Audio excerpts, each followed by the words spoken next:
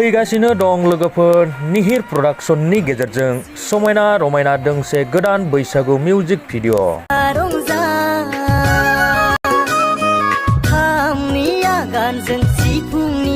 बे भिडिअनि टाइटेलानो जादों देग्लाइनि बैसागुआव। बे मेथाइ भिडिअखौ सोलिफु बोसोर 2022 मायथाइनि 11 एप्रिलाव अफिसियेलि रिलिज खालामनाय जागोन। नोंथांमोना निहिर प्रडाक्शन चेनेलाव बयबो नुनो मोनसिगोन लोगोफोर। Thank you.